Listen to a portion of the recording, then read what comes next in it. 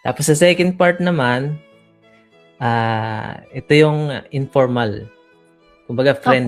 friendly situation. May ibibigay siya na senaryo kung saan na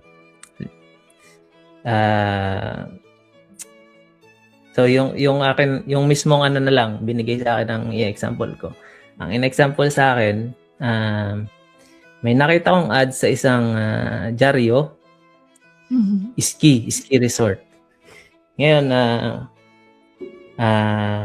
hihikayatin ko siya na sumama sa akin. Pipilitin ko siya. Tapos siya na yung kaibigan kong yun, syempre yung examiner siya. Ngayon, ang gusto niya makita doon yung zoo. At hindi yung boo kasi nga magkaibigan lang kayo eh.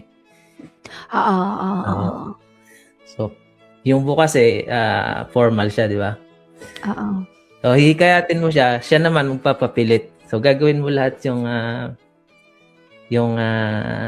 paraan para pilitin siya. So, kung hindi naman, basta makita lang niya na pinipilit mo siya na hindi naman alam ano mo kung yun. paano. Hindi naman yung parang pag hindi mo napilit, Hindi. bagsak ka, gano'n. Yung exchange niya lang. Okay.